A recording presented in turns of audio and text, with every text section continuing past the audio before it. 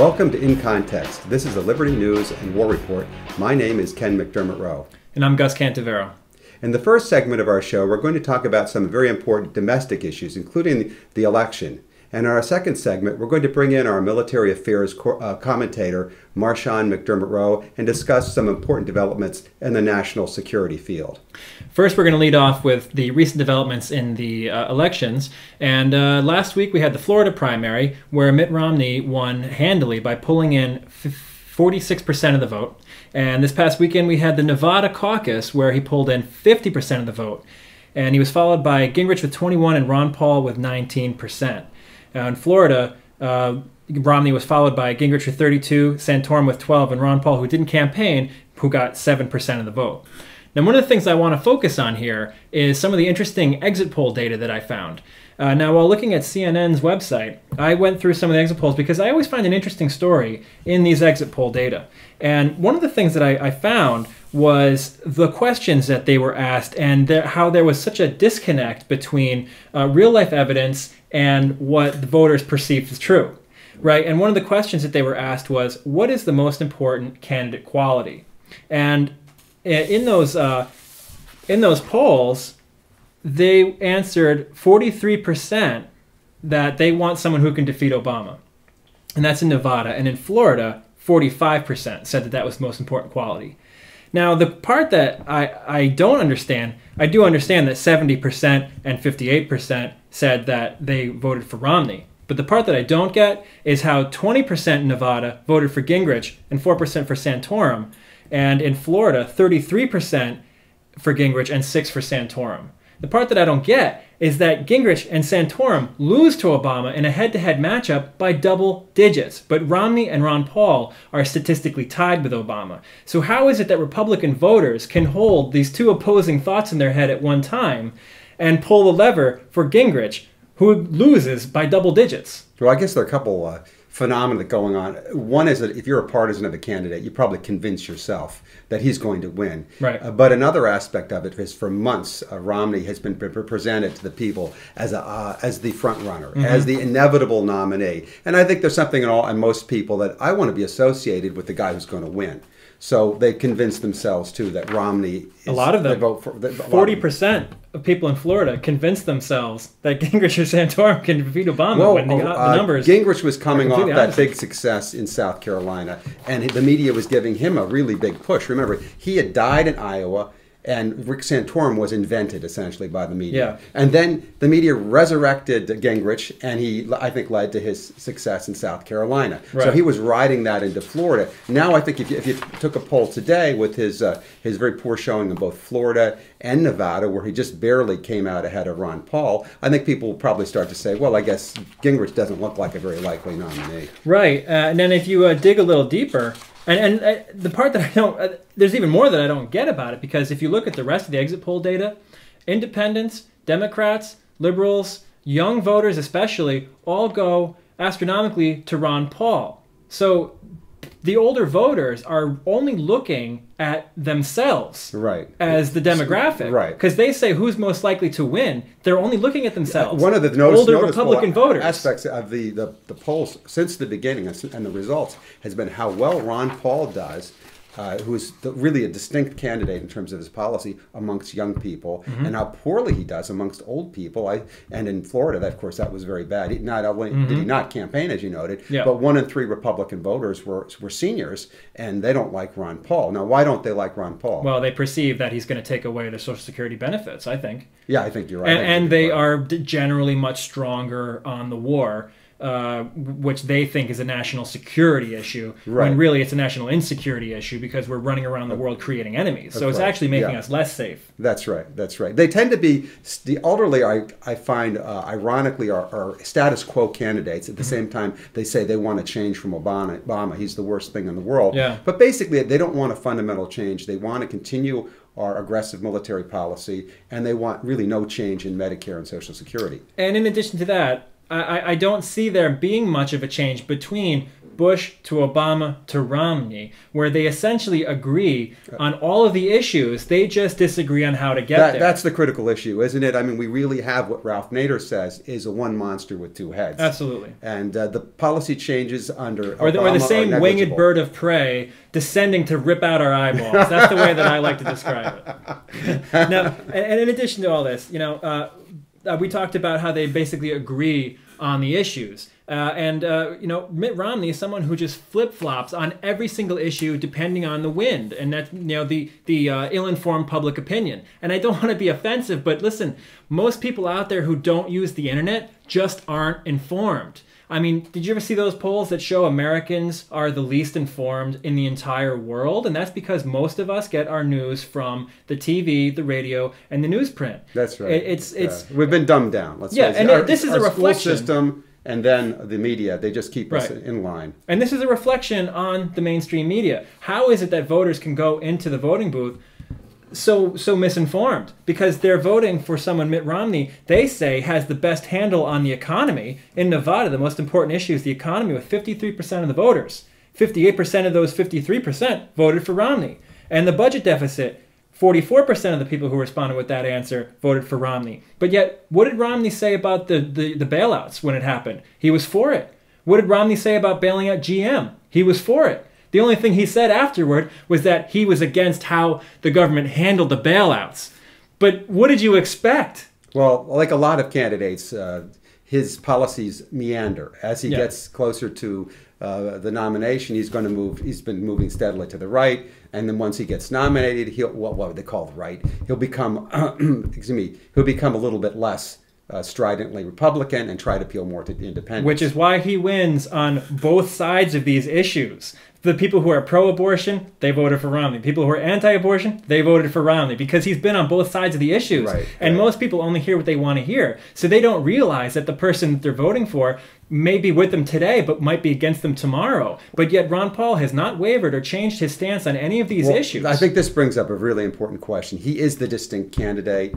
There's all of the other Republicans, then there's Ron Paul. Ron Paul is against the war. He wants a new foreign policy, or actually return to our old foreign policy of non-interference. And he wants to end the Patriot Act. He's put out a budget to cut the federal spending by something like $1 trillion in his first term. And so there is a choice there. Is the Republican Party going to start to move in this election towards Ron Paul's position? Is that the position of the future?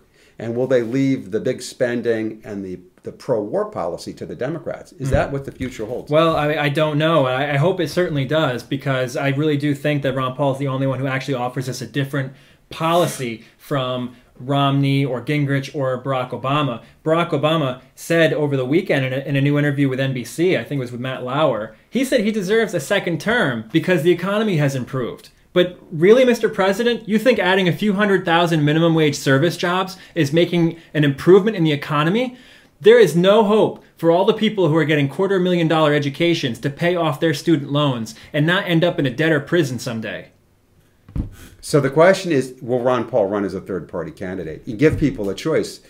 I don't know. But if he doesn't, I think the future is that in the future, one of the parties has to adopt an anti-war position eventually. And one of the parties has to bite the bullet on spending.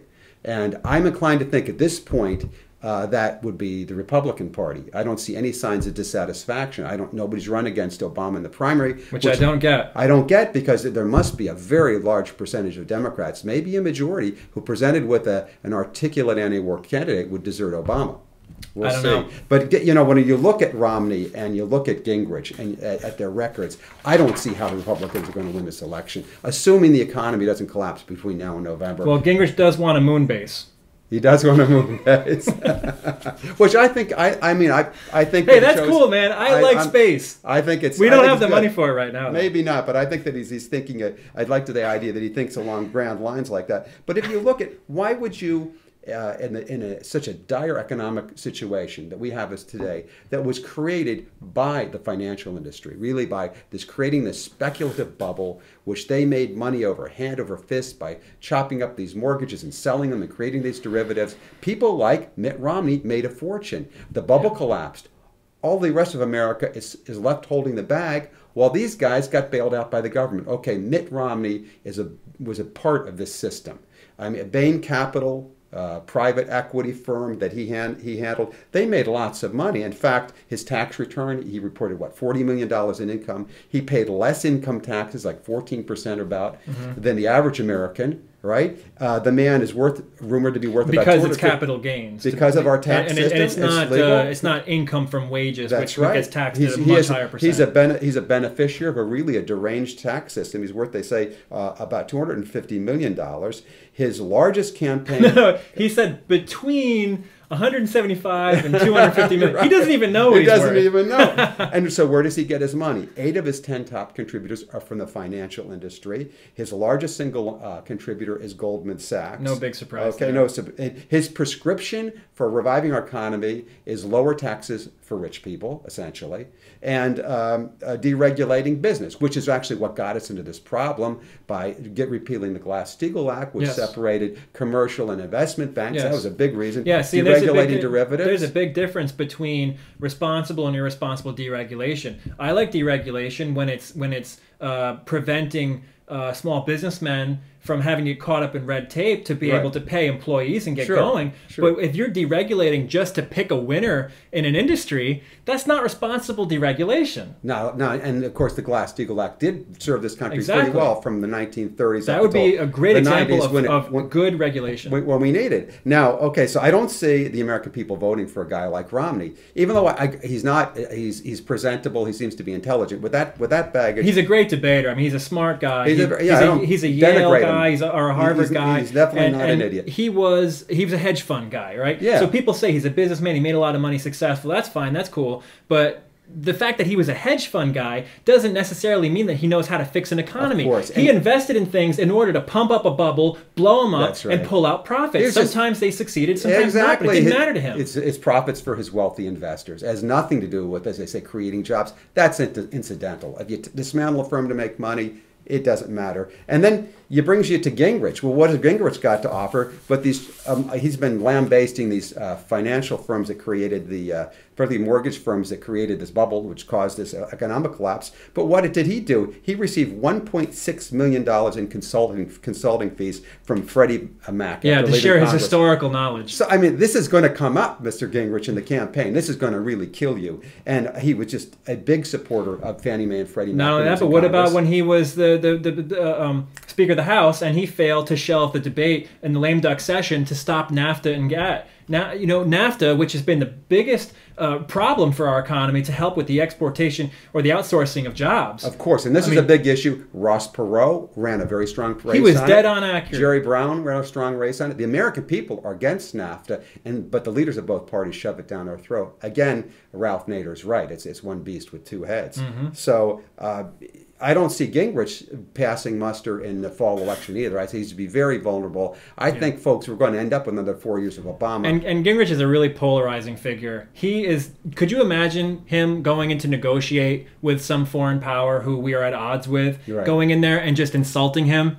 I mean, there is no one more arrogant than Newt Gingrich. I can't imagine someone who'd be a worse negotiator. Again, I don't think he's a stupid man. I think he's a very bright man, but I don't see him as anyway winning this election. It's all about the show and ego with him. Yeah, I think so. And there's all this baggage he's going to carry with him. But then now Obama is no different, and we should tell people that we are not partisan. And in context, I mean, you look at where did Obama get his money? He got $1 million in 2008 from Goldman Sachs. They were his biggest industry contributor. He took in a total, so far in 2011, he took in $128 million for his reelection. That's just for last year. So this guy, he's $128 million. So we're talking big bucks. He appointed the top lobbyist from Monsanto as the food chief at the FDA. Now, what does that tell you about? Obama's as much in the pocket of big business as any Republican is. So I think, Gus, what we've got to look for is there going to be a third party, I think? That's the question. I mean, is there going to be an independent choice in this election? I sure hope so. And if not, what's going to happen after this election to build a new political movement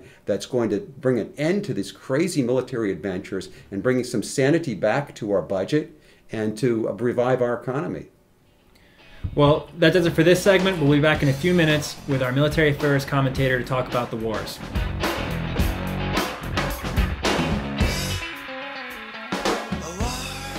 Welcome to In Context, the Liberty News and War Report. My name is Ken McDermott Rowe.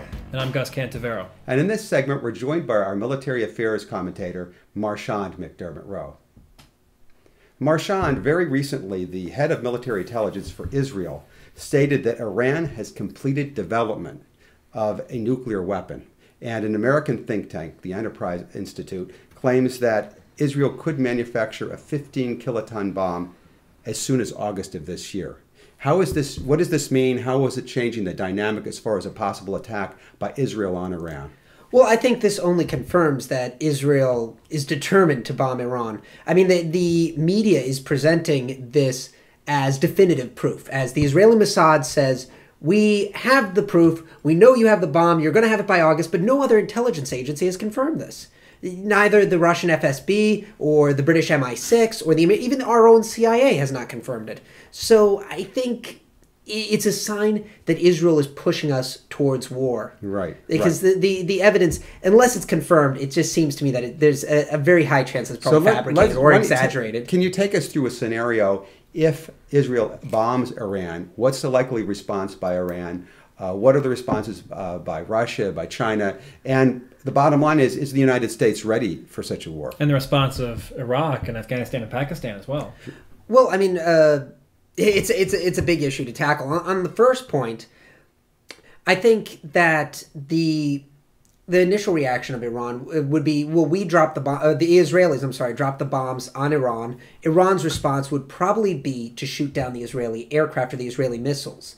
That seems to be their strategy, is to shoot down the incoming missiles and then the incoming aircraft. And then this way the momentum is with Iran. Now they've dealt a blow to the Israeli Air Force or the Israeli army if they shoot down the missiles. Then their next step would be to counterattack on our fleet, because guaranteed as soon as the bombs fall, we'll declare war.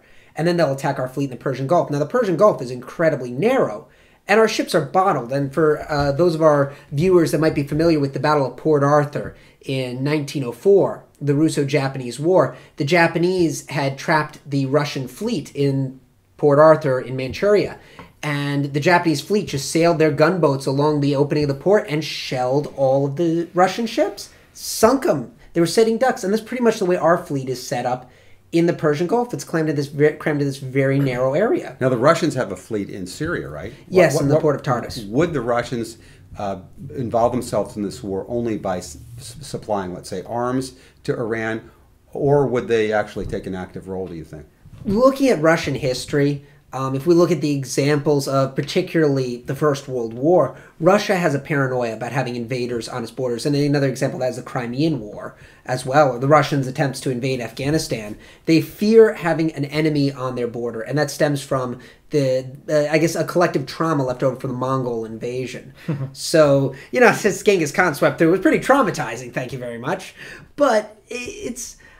Leaves a sting. Exactly, but left its impression on the Afghans. But I think, I think there's a very high probability that they would involve themselves directly in a conflict. They have special forces. They have ground troops in Iran. We know they've shipped in S-300 surface-to-air missiles. It was reported by Pravda, that the Russian news paper, that the Russians had shipped in 50 surface-to-air missile systems, S-300s, manned by Russian soldiers.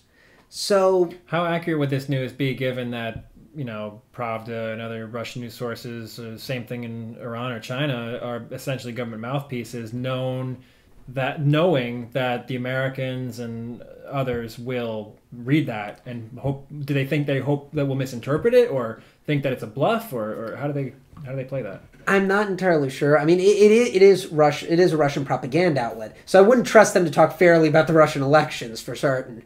But in terms of the troop movements, I don't know why they would feel a need to fabricate the troop movements, because a bluff would be dangerous. Because this is openly acknowledging we are standing by the Iranians. It wouldn't be the first time they've done this either. Now, the Russians have a mutual defense treaty with Iran? Russia has a mutual defense treaty with Iran. And they have a mutual security treaties with Syria, which is why the Russians are very adamant about keeping al-Assad in power. And we're also deploying troops in the region, isn't that correct? The troops out of Iraq are still in the region? Yes, they were deployed to Jordan. Now, I recently read a piece, and I believe it may have been on Fox or CNN. I don't remember which, saying that the Turks were the only ones with troops in the region, which was a complete lie. It was an out and out lie. We redeployed all of our troops that were supposed to go from Iraq home. Were redeployed to Jordan, to the Syrian border. Well, I mean, that's the same thing as when we had a troop drawdown in Iraq. All we did was just pull them out of the cities and just redeclare where the battle zones were. Exactly, and the same thing we're doing in Afghanistan now. We're pulling the troops. We're pulling the troops. Back. We're giving security to the Afghans, which is. Well, Marchand, how would you size up the relative strengths of, say, the Russian military versus the U.S. and Israel? Is this a situation such as when we fought Iraq and they were using antiquated equipment, or are these guys up to speed? Not at all. The Russians and the Chinese have developed the world's first fourth generation bomber. This thing, it is a bizarre fighter, but you can go on to YouTube and look it up. It was shown to Defense Secretary Robert Gates, who immediately came back to the president and said, we got to stop focusing on the Middle East. Asia is our greatest threat. This fighter, just to give you some idea, is the most high-tech, most advanced fighter on the planet. It is capable of anti-aircraft combat, but it is also capable of close-range bombing runs, as well as the fact that it's stealth, so it can't be detected on radar. And it's a massive aircraft, so I imagine it's a massive fuel tank, so it can cover quite a heck of a lot of distance. Additionally, the Chinese and the Russians were woken up, more so the Chinese, and the Chinese and Russian defense industries work hand in hand. The Chinese were woken up by the first Gulf War. When they saw us blow through Saddam's defenses, and he had some decent defenses, we blew through them and just flattened Iraq. Iraq never recovered from it. So, Right. so did the Chinese, who were at the time under the leadership of Deng Xiaoping, and the Westernization program woke up and said, oh my gosh, we really need to play catch up. And they did. While we plateaued technologically, they kept stepping up. They kept advancing more and more and more. So what we're seeing now is we're seeing Russia and China are leaps and bounds ahead of us. The best comparison would be, we are Italy entering World War II right now. We are Italy entering World War II with what was once a very technologically advanced army, but by now has plateaued and become antiquated. You've talked about in your blog on incontextreport.com the differences in naval philosophy, and particularly in relationship to the submarine. Could you talk about that, and how might that come into play in a war, especially if China were to enter as an ally of Russia? China and Russia have invested very heavily in the submarine. They see the aircraft carrier as anachronistic as the battleship. What's striking is we have this notion that we have 11 aircraft carriers, we can project our air power anywhere in the world. Well, because the size of fuel tanks nowadays, you don't need an aircraft carrier to project your air power anywhere in the world. But what you need is a means of delivering troops, ballistic missiles, and ordnance deep within your enemy's lines without them realizing it. That's where the submarine comes in. It almost negates surface ships, because you can wipe out your enemy's surface fleet, pummel their shores, all from beneath the ocean. And there's so much of the ocean that is as of yet untraversed. So if you have a submarine that can go incredible depths, you can disappear below sonar. So even though we have all these battleships and aircraft carriers that can, above the sea, make a statement, a visual deterrence, and certainly make a great photograph, they have the ability to cut up from underneath our feet. Precisely. It's in keeping with the Chinese and the West have two separate philosophies. They're based on each of our world-renowned strategy games. We base our military philosophy on the game of chess. You set your pieces up in the most obvious fashion, you make the biggest statement, strategic movement, you take a piece, they take a piece, wars of attrition. The Chinese base their entire military philosophy on the game Go. And this is a very ancient game. This goes back to really, we're talking pre-Sun Tzu times. China is the oldest civilization in the world, so we're competing with a 3,000-year-old civilization here. They've been at this for a while. And the game Go is you want to gain as much room on the board, as much territory with as few pieces as possible. So it's using subterfuge, it's being subtle. And that's where the submarine comes into play. It's a subtle weapon. It's not, they don't care whether you see them coming. Their goal is to defeat you. Mm-hmm. Defeat you in the most graphic and violent means possible, but in the least overt means. No, talking about Russia-China, we need to mention that the recent veto in the United Nations against the proposed resolution pushed by the United States essentially to overthrow the Syrian government. They vetoed it. What's your take on that? Have they essentially drawn the line in Syria? That's the Russians and the Chinese? Yes. One thing they realize now is Gaddafi, who was a Chinese and Russian ally, not kidding ourselves, he was massively unpopular in the Middle East. No one had any love for Gaddafi. He tried to invade his neighbors, for heaven's sakes. And so Russia and China said, okay, we'll let Gaddafi go. China got a lot of oil from Gaddafi, so we'll let Gaddafi go, but that's it. We're not, as Stalin said, not one step backwards at this point. So they know that if Syria falls, Iran will be next, and then we will dominate not just the whole Middle East, but all access to Middle Eastern oil. Now, China in particular, Russia's afraid because they're afraid of losing their allies, and they're afraid of being hemmed in by the Western missile systems, our missile defense shield. Defense being kind of a bit of an oxymoron here. But the Chinese on the other hand are afraid of losing control of their oil. 20% of their oil comes from Iran. And if we take over Iran, or we topple the Iranian regime and a pro-American regime comes in, then China has very little oil. They will now be dependent on the West for oil, which is controlling the lifeblood of the Chinese And I might nation. add that the U.S. is lobbying heavily to cancel Pakistan to cancel its new gas pipeline with Iran, and that Iran-Pakistan pipeline is going probably to China eventually. Oh, I'm sure. Could this end up, this strategy obviously going one nation to the next, could this be possibly a solution to our nation's debt crisis with China by being able to control their national resources? Exactly, because then if China says, we drop your debt, we say, well, we'll turn off the tap of oil. And a good example of this was a lot of the oil going to Europe comes through Russia, a lot of the oil and natural gas. And I believe it was the Ukraine had a disagreement with the Russian government, and the Russians just shut off the oil tap.